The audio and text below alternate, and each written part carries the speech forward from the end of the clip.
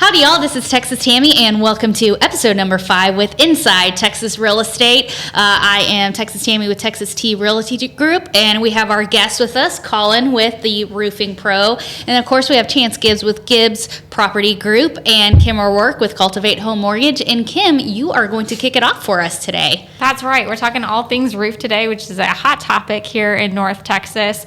And I'm just going to go ahead and jump right in. Well, first of all, Colin, tell us how you got into roofing. Really got into roofing because the freedom for me and my family for me to be around. Mm-hmm. Before I did this, I was a personal trainer, and 9 to 1, 4 to 8, every single day. Missed my kids, all that. I hated the schedule, and this actually allowed me to see my youngest grow up because I missed a lot of my middleest growing up.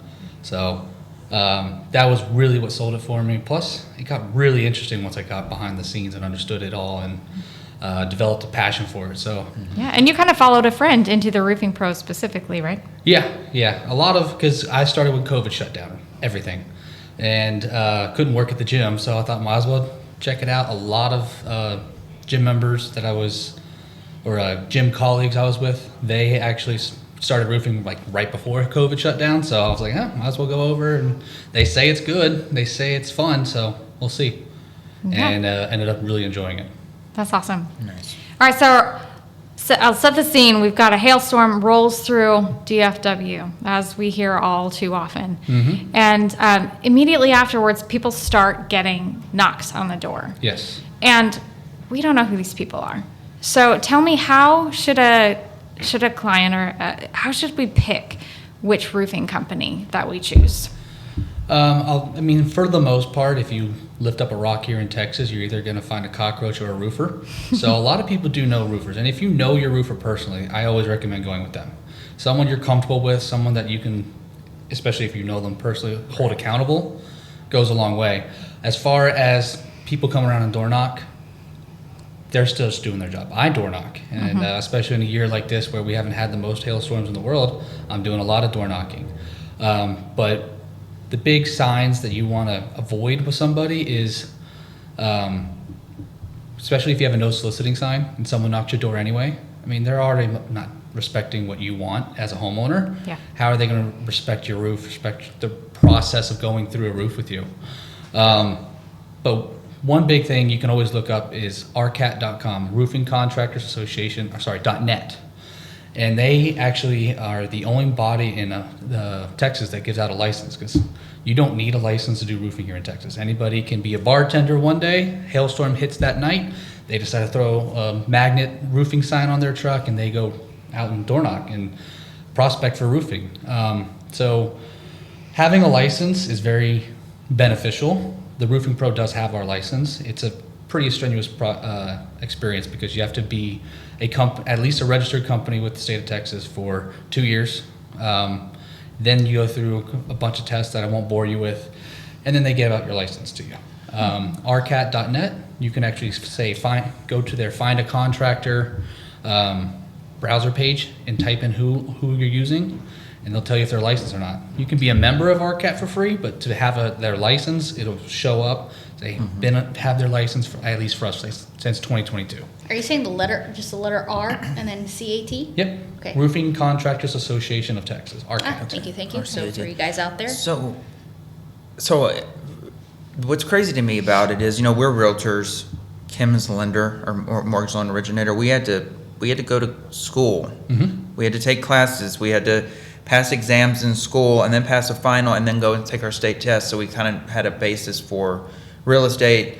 And of course we learned most of what we know in the field. But who teaches someone how to just put a roof on a house?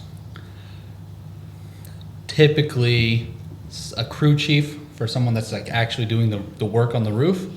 They will teach their guys and they'll move up the ladder that way. For us, it's kind of just some training on how to knock doors, how to prospect, what exactly you're looking for, and then go at it. But there's also further education you can take. Like when first year I did this, I was actually considering being an adjuster, so I took the adjuster's test and stuff like that. If you go to Hague Engineering, is the end all be all for what is storm damage, whether it's hail, flood, fire. They know everything about storm damage. and they're the ones that give out the adjusters their license. We are HEG certified, and you can go anybody can go take their test. It's like a whole week. Sometimes it's online now, So they can give out their stuff. legally, I could just walk across the street to a house and say I'm a roofer, and they could hire me to put on the roof. Yep. I can file the claim. Nope. No. Homeowners always have to file. Homeowners file the So, claim. Yeah. So they can hire anyone to basically do the roof. What if the roof is put up horribly, and State Farm has written the check? Like Yeah. It's always blown my mind that anyone can just go out there and say, "Let me put $30,000 roof on your house," and there's no one holding me accountable. Exactly. It's kind of That's the Wild scary. Wild West here in Texas. Most other states have a license and stuff like that where they can't get audited and stuff. And part of me is like, I don't support the government telling us what to do. But in part of this me is like, case, I don't yeah. know, because there's so many people think if a roofer knocks, if a realtor comes by, that's a professional, they put their trust in that person, and then if they're not trustworthy, or ripping them off, or putting on a crappy roof and charging them for, you know. And I've seen that too, because I've before seen it too. 2019, it was really the Wild Wild West. 2019, they did 3 major law changes that helped get rid of bad roofers, bad contractors, out-of-state roofers and stuff like that, because used to be, it's always been illegal to cover a deductible, but there was zero way to enforce it. So a roofer would come by, hey, let me put a sign in your yard, I'll waive your deductible for you and just give you a free roof. And then I they would still go, see that. Then they would go to the salvage yard, get up some shingles that the other companies they haven't used, and put a roof on. One major way that they used to save themselves money in this case, was not taking off the felt. Underneath your shingles, you have a layer of felt that helps the shingle not seal to the actual decking of your roof. I mean, that way we can actually make repairs or replacements if we need to. So we need a barrier between the decking and the shingles, but they would just take the old shingles off, new layer felt, new layer shingles, and then call it a day. They wouldn't change hardly anything on the roof, and we still see a lot of it today. The worst roof I had 6 layers of felt underneath the shingles that we all had to tear off. And see, a homeowner who doesn't know anything about that thinks they're getting a 30-year, great, brand new, I'm good forever roof. Yep. And there's no Yeah, one. so from our experience, when we were early in our investment stage, we had an investment property that we needed a new roof on. And so we hired someone, asked for a quote for a new roof, had them install it, and we went by and we thought, that went up really fast, like too fast. Right. And then we realized that all they did was put the new shingles directly on top of the old shingles. They Yeah. didn't take Yeah, we've seen that So too. you're saying anything doubling off. up doesn't make it better? Double the pleasure of shingles, double the fun, right? You also have No? to think about it, double the weight. Double the weight. So Exactly. that brings up a good question. As a homeowner, I have no idea what should I be expecting as far as Joe Schmo roofer versus a professional like y'all call in, that I'm knowing, hey, because I heard this on the podcast, they need to be doing this. What would a homeowner, what do they need to be One looking major for? thing that homeowners don't realize is just how much we can cut corners. I mean, just not tearing off the felt will save us thousands of dollars in labor that I pay my guys every single install to tear off every single bit of felt that's on the roof. Whether it's 1 layer or 6 layers, everything needs to come off because I need to see the decking.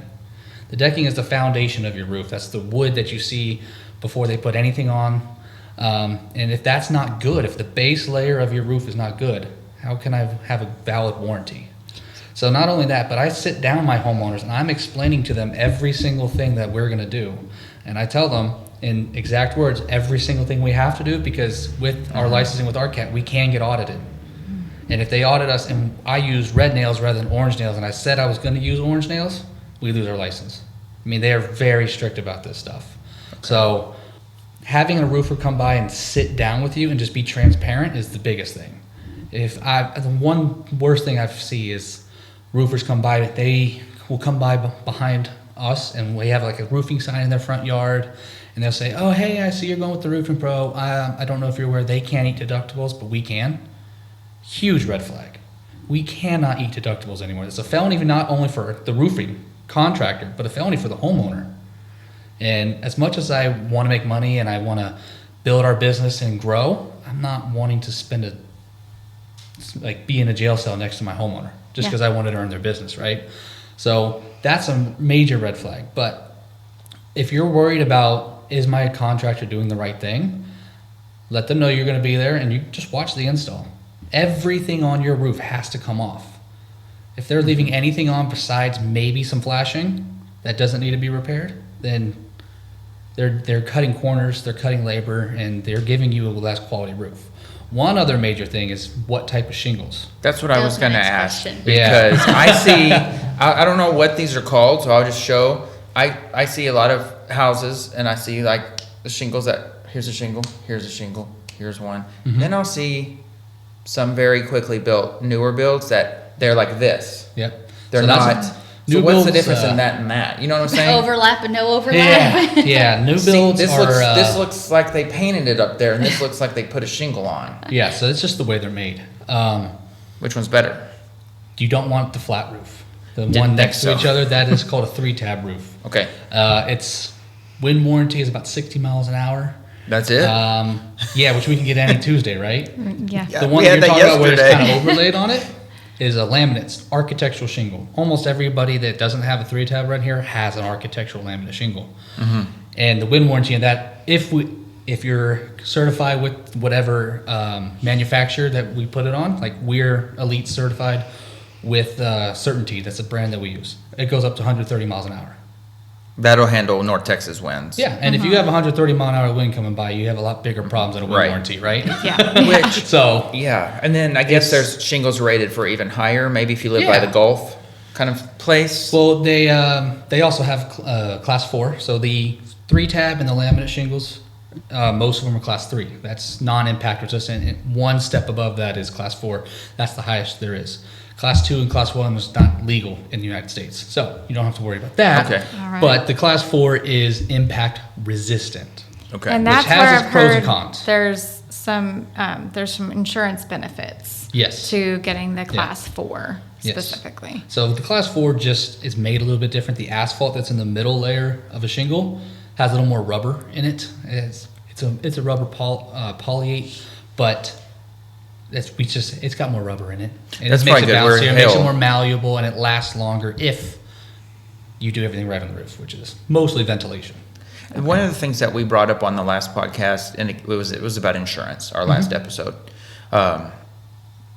So I know that my grandpa's tin roof has been on his house since 1990, and it ain't nothing wrong with it. Nope. So why does no one put on tin roofs? It can't be aesthetics, because I think that a lot of them, depending on what type of house you have, sometimes a copper-looking roof or a tin roof can look just as good as shingles. But why do HOAs not allow tin roofs? And like, it just seems like the obvious answer to put a tin roof on your house. Conspiracy. Is it an insurance thing? It can be. Because they want the roof because replacement, so they can charge more monthly? It depends on which style you're going for. The stone-coated steel is a very popular option right now. It's like... Stone-coated steel? Yes, a stone-coated steel. It kind need of a looks like picture shingles of that got on sprayed with like a stone coat, and it's very popular right now. Personally, I don't like it. I think it's ugly, and everyone that I've seen that's over 12 years old is gonna have some sort of leak because they lay these on top of each other, and then this little bit is up by that much. But that's going to be wind-driven rain getting in, and insurance will never ever approve for this to get fixed because it's still there. Right. And they love not to pay for it, right? They'll do Yeah. anything they can not to pay for it. Yeah. I think the major thing of holding people back from putting metal roofs on is the cost. And it's a big upgrade charge from asphalt shingles to metal roofing. It's huge Is it? increase. What are we Okay. talking ballpark? Like For so the average size of a roof here in Texas is 40 squares, 4,000 square feet. To go from a asphalt shingle to the metal roof probably is $1,000 per square. So it's another maybe $40,000. Not Yeah, that's everybody I has think crazy. that. Grandpa's is just that Metal Mart 10 sheets thrown up there over shingles. Yeah, I don't know how he doesn't have a leak there. But yeah, that corrugated steel is not Yeah. something I'm ever going to recommend. Okay. But Yeah. you got lucky. Yeah. Well, I just think I've always thought, like, why don't you just get a tin roof? It hails. Never But I gonna didn't guess I recommend tin. didn't realize, or well, The major they problem say a too tin with roof or metal roof. with metal roofs is they are going to get damaged by hail. Okay. But because insurance gives you such a heavy discount on it, they're not going to replace it because it's cosmetic damage. It's not functional damage to where it could lead to a leak unless it's like major 5-inch hailstorm, right? And Yeah. then you have an ugly looking roof with pimples all over it. Yeah, so, Gunshots. yeah, because it'll dent. It'll dent. But it won't necessarily have a hole in it. That brings up a really good point. We get hailstorms a lot. Some are big, some are small. And I am assuming that there are different levels of damage that can happen to a shingle. So at what point is damage normal wear and tear compared to damage that really does need to be replaced?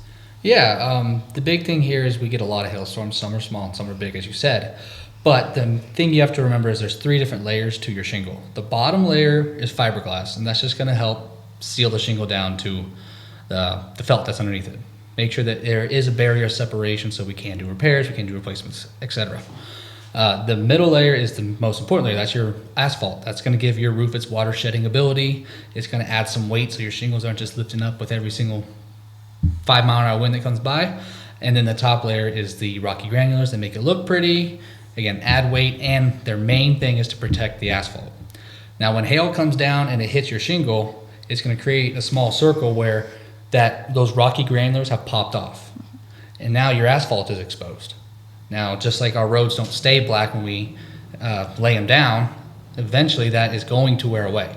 Because it's not a matter if it wears away, it's just a matter of when. UV rays of the sun are going to deteriorate it, wind, water, and just exposure to everything around it.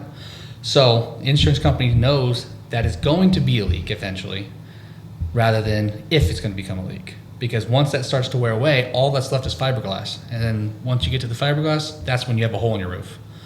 So they're saying this this house is going to flood and it's going to cost us a lot more in the future. Yeah, they want to be proactive and avoid paying for your hardwood floors, your carpet, your TV that got dripped on. So they want to be proactive rather than reactive on this. The only thing is it has to be your responsibility as a homeowner to report when damage happens. Obviously. Some people don't know. Yeah. They're not always checking. Oh, yeah. Yeah. And then they think all these door knockers are just trying to scam them too, which, I mean, some are, I'm not going to lie, but for the most part, most roofers are just hardworking guys that want to make some money. Yeah. And I think it's confusing too for some home buyers because a lot of people think, well, I've got a 2% deductible, so the roof is $20,000. That means I have to pay $400. And it's not 2% of what the roof is going to cost. It's 2% of what the rebuild value you've insured your house for. Yep. Correct? Yep. So if your house is $400,000 and you have to pay $8,000 for that roof. Exactly. That's why we had insurance last and now roofing now, because it's hard to understand a lot of the fine print whenever you're not, you're just doing what you're supposed to. Well, you don't know what you don't know. You don't know. Yeah. Yeah, exactly. So, but that's Exactly. like the whole reason why we started this podcast. That's right. Yeah. Education is power. And so, yes, exactly. How are you going to know if you don't know? And especially as realtors too, you guys don't live in that house. You don't know if a hailstorm came by. You don't track it like I do. That's why when it comes to realtors, I offer just complimentary inspections. I don't care if your roof that you're trying to sell is 2 years old or 50 years old. I will go inspect it for you because We appreciate it's good that. to know. The average statistic says that only 30% of all roofs that get damaged in a hailstorm actually get replaced. That means 70% of the people for that hailstorm haven't gotten it done. Maybe they got it done the year before and they don't need it, but Right. that's the statistic. Yesterday I was out in Lucas, Texas. They had a major hailstorm this year, back in March. I still go down there and I'm going down a street, maybe 20 houses, and 5 of them have been replaced. And it's been 3 months now since that happened. It's crazy that some homeowners will really delay it thinking it's not going to be a big deal. And maybe in the first 3 months it's not a big deal, but the Right. longer, especially in the summer when that asphalt gets exposed to the sun, we have longer days. That's when that asphalt really starts to wear away. And then next fall comes around and they have a rain and all of a sudden they have a leak. Right. So we were just trying to avoid leaks. That's the main thing.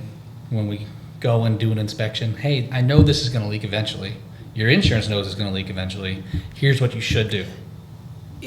Is it always a full roof replacement? No, especially with windstorms. Like we had that major windstorm at the beginning of the year this year. I had to do like 15,000 repairs. And I don't mind doing repairs at all. But obviously the money's not there. So a lot of roofers will say, hey, you just need a few shingles to get replaced, and then they dip. I mean, I've seen it so many times.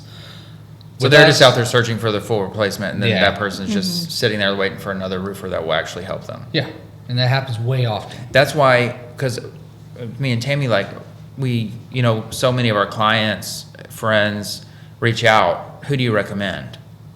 I get that more than I get real estate questions. Do you which pool company do you recommend? I'd say, oh, well.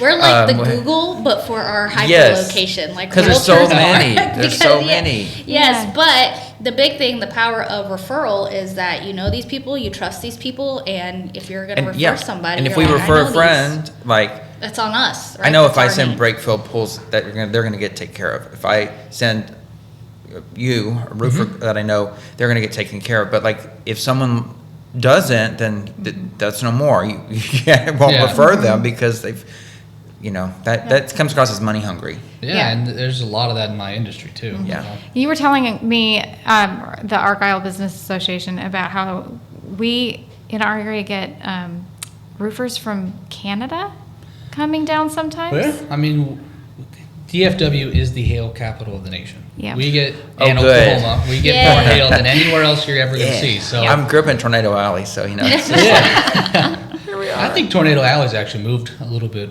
east of us. I'm from south of Wichita Falls, so it's like Yeah, but we do get a lot of hail, and we get a lot of the roofers coming into the state to do roof claims, and they might even have an office here for like 2 months out of the year that they might use. Foreigners from Oklahoma and Louisiana coming here to Texas trying to steal our roofing business. What about Montana, No, Indiana, no. Seattle? Stay in your own country. I actually met a few Seattle roofers that came down for I want one a major Texan. hailstorm. Yeah, it's so different though when you're working with a roofer who is local. Obviously, your name and your reputation is on the line when you see us every week. Yeah. So we are referring you because we know you, we trust you, and we're going to come after you if you do something wrong with our client. One other You thing gotta face too us that afterwards. I forgot to mention where you earlier, back with that law change in 2019, they changed the way that you guys get paid as homeowners if your roof gets damaged. So it used to be, here's, we have an inspector come out, okay, yeah, your roof is damaged. We want you to go out and get 3 bids, and guess which one they're choosing? The lowest. The lowest one, right? So number one, that was creating a race to the bottom of the barrel for us as contractors just to earn the business. And that's where a bunch of corners were being cut. So they changed that. That's now good. we all are supposed to use the exact same software as the insurance company. It's called Xactimate. It gives homeowners fair market price for their shingles, their gutters, their fence, whatever got damaged in the storm.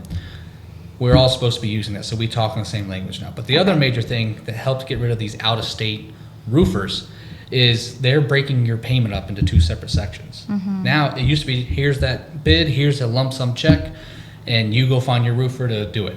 And then you'd hand a roofer $20,000 to get your roof done.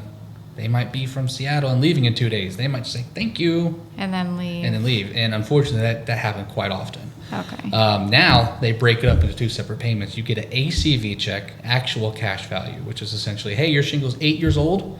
Here's what an 8-year-old shingle's worth. And then they send out the depreciation later. So they will depreciate your roof, gutters, anything that got damaged, and they send that later. So it helped get a little bit of the out-of-staters out because they might not be here for 4 months to get that second check. Because not only are we having to release a certificate of completion to them to get that depreciation released, we have to take photos of every single thing that got done. If we take photos of a new roof, but we didn't take photos of new gutters getting put on, they're not going to release depreciation for gutters. So you really got to make sure your contractor is actually there. And too many times, especially the company I was with before this, the project manager, which is what my job. I'm a senior project manager. I handle your entire project from inspection all the way to collecting the depreciation check at the very end. I'm there all the time. But the main reason I'm a project manager is because I need to be there for your install of your roof. I need to make sure everything is going on correctly, make sure everything is done by the book that we say we're going to do it, and make sure if something is missing, if there is supplements that we need to take care of, it gets done. And we have the photographic proof to go back to the insurance company for. So let's say I tear off all your felt and you have by your chimney some rotted decking. Happens quite often. That's a very popular place for leaks. Well, we're not going to just leave you high and dry with your decking rotted out, because the insurance company doesn't know about it. On their initial estimate they send out, they don't know it's there. They haven't torn off your shingles. I need to take a picture before we tear it off, a picture of it being tore off, and a picture of us with brand new decking there in order for us to get paid for it. Right. Gotcha. So there's a lot of, you don't know what you're going to discover when you start taking the shingles off. Yeah. Well, something you I said, might tear it off and It's find important. 3 other layers of shingles. right. Yeah. Something you said in the beginning was that you should always use a roofer you know. I think we push that on here. Use a local lender, use a local realtor you know, and even a roofer, because, like I said, I'm from south of Wichita Falls. There's several roofing companies that have been in Wichita Falls for years. Yep. So everyone knows them. They know they're reputable, they're reliable. But here in DFW, with what do we have, 11 million people and growing by the day, there's so many that in Denton we're a little lucky because we do have some of those mom and pop businesses we can recognize, but these new subdivisions, like 6,000 homes here, 15,000 homes here, there's not a Gary's Roofing since 1932 that they can call. So something like, it is important to ask for who a realtor or a friend would refer. And who's from there? Like, you live in Denton, right? Or Yeah, I'm in Argyle. So you're right here, I'm Denton born County. and raised in Flower Mound. So Exactly, and it's hard sometimes to find local. If you're new to it, you don't know who to ask. It's hard sometimes to find a local pro. Yeah, and again, there's a lot of roofers around here. A ton. This is the second highest turnover rate in the industry in the state of Texas, though. I mean, you're going to have somebody that did your roof 5 years ago. It's realtor number completely out one. of it. Yeah, and that's my main thing is I really enjoy this. It's something that's good for me. It's something that's good for my family and provides for us in a way I haven't had before. So I'm looking to be a lifetime roofer. Well, Whether you it's live with in the Argyle. roofing That's pro or where it not. always gets hit. Yeah. Argyle always gets slammed. Maybe It's not like as much there's as McKinney, softball but it size seems hail. like it. It's in Argyle. Lantana. Yeah. No, it You know seems what's, like it, but what's crazy is that in Texas, I just want y'all to guess how many families are moving to Texas in one day. I mean, I think it's close to like. I think someone says like Texas. 400 families each day. It's probably way low. It's For like the the whole Price is Right state? for the whole state. Oh, okay. I would put it at 1,000. I don't know. Okay, 1,000. It was like 1,364 families per day are moving to Texas. so much. So to Wow. piggyback on yours, that a lot of people are coming in and they don't know anybody. So making sure that you pick a good realtor when you're coming in and Yeah. a good loan officer who knows the area, because if you have that much amount of people moving in one day in our beautiful state, there's a lot of people that can get taken advantage of because they don't know. Yeah, that's one thing I see with the solar industry. Yeah. Oh, let's talk don't about get us solar. started, Colin. Why is solar so bad for your roof? It's actually not if it's done correctly. That's the key. I just have not. Seen it You done have, to correctly. understand, you have to understand. 95% of the solar companies that have been around since maybe 2020, 2021 are either bought out or bankrupt or folded, so they're not around anymore. I mean, that's the main thing. There was a lot of people coming in, rushing to get cash, and poor installation. The green I energy finally found rush. a good solar guy that I trust, and it's been a blessing for us. Good. But I've been through like 6 or 7 that are like, I've had people that are selling it on my Facebook, and the next thing they're not doing that anymore. Yeah. Same. I don't know. I feel like it takes a really good salesman to convince someone that an $8 electric bill, but a $250 payment is good for your wallet. But anyway. what makes a good installation versus a bad installation of solar for the roof itself? So I will be blatantly honest. I don't know the solar that well. It's something I have not been interested in. It's not something that I have taken the time to research yet, because I mean, I got 3 kids, I got 3 dogs, I got guys under me I'm training, so I just haven't done it. That's why I got my solar guy and I just pass it on to him. But Well, can you from share what his he has information told with me- us? Yeah, from what he has told We me, need someone. everything needs to be in your attic besides the solar panels. And there's so many times where you see like silver pipes coming up and around somebody's roof. And I have been on roofs that have solar leaks, and every single time it's because of those silver pipes. I don't know exactly what they do. I'm sure they just hide cables and stuff like that. But the mounts that hold those in place leak all the time. And unfortunately, the one I see it do it the most is Tesla. Man, their solar panels I hear are phenomenal. Yeah. But They have the battery. they always do that, and I've been on so many Tesla roofs that have that problem. And Do they you just- have to take the panels off to do the roof, or does this company have to come out and do it? The solar company. That's why I have my solar guy. Typically, he will handle it. But if you have a solar company that put it on and they're still in business, I 100% want you to use them to detach and reset it, because that otherwise it's going to void the warranty. That's scary. If Yeah. there's a fine print, if they're still, because And even if you say like, oh, hey, I have a solar company, but they bought out the company that originally installed it, they're not going to honor the warranty. So then it's a different story. But if that company is still around, 100% use them, because I don't want to void your warranty. Just like if we put on a roof and someone else comes by and changes something on the roof, I can't. It voids my warranty because someone else worked on my roof. Yeah. So it's the same thing. I want you to use your guy if you have it, if you still have your guy around. But my guy that I have, I actually really trust. I don't have a solar contact. I don't have a lot of clients that are interested in it. Yeah. But I have had, I will say, many buyers walk away from houses because unfortunately the sellers put on the solar panels and then they weren't in a position to pay them off with the sale. Yeah. And I've told every seller I've come across that has them, you need to be prepared to pay that off because no buyer's taking that loan.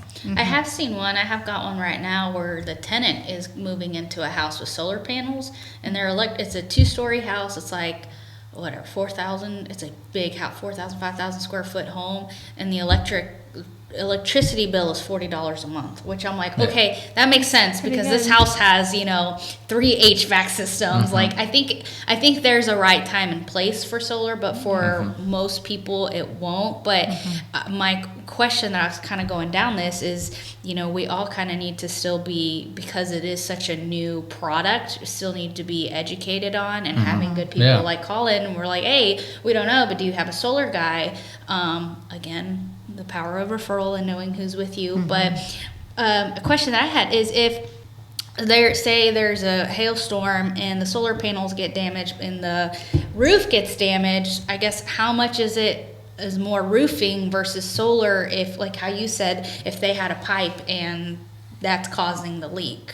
Yeah, who's at fault? So hailstorm, it's very, very simple. It's just both coming down, put a new roof on, put the new solar on, or I guess the existing panels back on. But if it's just a leak, you're not going to get insurance to pay for it because it's bad installation. It's not. The insurance company is there for sudden and immediate damage. Like your fence getting rotted out at the bottom and eventually falling over, they're not going to pay for that either because it's not storm damage. It's not sudden and immediate. That's something was done wrong, and that caused a leak. So that's why I say I'm just not there with solar yet. With the guy, if you're somebody you trust and they actually understand everything, they know their business really, really well, and they're not just in it to make a quick buck. I mean, that's worth it to me if you believe in the numbers, which I just haven't gone over myself. It's not something I've spent time on, but I just seen when it goes wrong, it goes really wrong. Well, it sounds like if someone is interested in getting solar, they should speak to their realtor and their lender and their roofer. Yeah. Get a recommendation, especially from a roofer, because you know which ones you've seen leak and you know which ones you would trust. And make sure you get the perspective of all three. Yeah. Yes. After you speak, or before you speak to the sales rep. We'll always have, like I tell my people if they ever ask me, what should I do? And I'm like, well, here are your options. Let's go through each scenario. Yeah. And ultimately, at the end of the day, it's up to you and what works. Because, like, I'm not in their shoes. Colin's not. Kim isn't. So it's... I'm Everybody's always like, Everyone- if but you're knowing your options. not planning to sell your house, great. If you want to do it for the environment, great. I think you do solar for you. Yeah. Yeah. And it's kind of like a pool. Is it going to add any value? Probably not, but do it for you. I mean, if you love pools and you want to... Yep. It's too dang hot. My pool has got some shade. It only gets to 85. Yeah, see, That's a whole nother section just on pools. But anyways. We'll do a pool. All right, I had going back to your deductible real Yes. quick. I heard recently the term, I think it was like trade value. So they were trying to explain it to me as there are legal ways of getting around your deductible, and they could trade it out for the value of something else. So can you explain call it that? whatever you want. It's essentially going back to that ACV versus RCV discussion we had earlier on how they break up your payments. Let's say they're going to give you $20,000 for your roof and $4,000 for your gutters, but they're going to depreciate it. So you're only getting a check for maybe $15,000 for your roof and $2,000 for your gutters. Well, that ACV upfront money that they give you to get the project started, you can use that however you want. You can go on a vacation. You can get your roof done. You can buy a car. It's up to you how you want to do it, but you don't get the roof done, you're committing insurance fraud. So take that in consideration, right? But let's say they give you $2,000 upfront for your gutters. You don't want to get your gutters done. It's cosmetic damage. Most likely not functioning. Functional damage is still working, is still getting water where it needs to be. Yeah. You can use that $2,000 they gave you for your gutters towards your out-of-pocket expenses of your deductible. And then the big thing you have to know is you're not going to get your new gutters. Because if you use that money, if you say we're doing the gutters and then you don't get them done, that's insurance fraud, because then you're collecting the depreciation for it.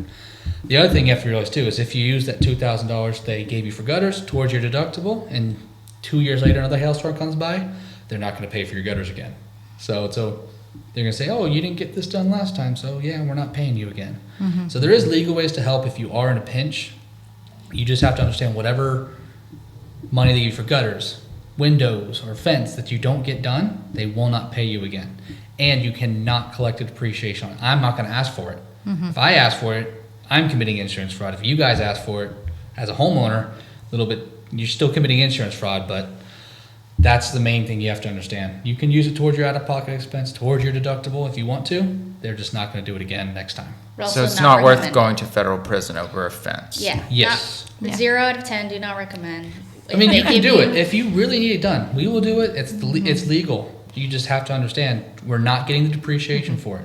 If you ask for depreciation, committing insurance fraud. That's where it's. If you try to get it claimed again on the next hailstorm, that's insurance fraud. But, Gotcha. So So like, you why is the can, person but but you this just is can't this is what's pursue really Six hurting new some roofs. homeowners for next time. Okay. We're gonna go get a roof done, or the hailstorm comes by and need to get a new roof, and then it's gonna be just the roof that they're paying for. So I can't help you with your out-of-pocket expenses the second time. Right. And I do have some homeowners that say, okay, I'll handle the windows myself. I got a great window guy. Great, go do it. You don't have to get it done right that second. You have 1 year to get work done and collect depreciation and your insurance company will still send it to you. So if you want to get the windows done 8 months from now, after you had maybe more sales in your industry or whatever, or you got a big paycheck, a big bonus, then you get the windows and gutters done, that's still fine too. But I think it's also the mindset of homeowners that this is an investment on your property, right? Like, because if you're getting the money for this and you're not using it for a roof or windows or whatever, you're going to have bigger issues, and then you're going to be back to square one, spending more money or double the money than what you originally got it worth. And so I always just recommend to people it's an investment on your portfolio, on your real estate portfolio. Yeah. It's going to help you. mean, It's like- just a mindset change, because people Yeah. will see like, it's going to be how much for that roof? And that, I mean, yes, I it is a have- lot of money, but it's an investment on your property, so you can get more money later on Yeah. or protect your It's- assets. Exactly. It's only an asset if you take care of it. Yes. Yeah. Awesome. Thanks for coming. Yeah, thanks for Yeah, coming no over problem. here. guys. Thanks for having me. Yeah. Yes, and for all of you guys that are watching, if y'all found this informational, share, tag with a friend. If you're looking for a new roof, holler at Colin. We'll put his information down below. And tag, subscribe, like, hit the smash button on YouTube, and we'll see you guys at next time. Bye, y'all.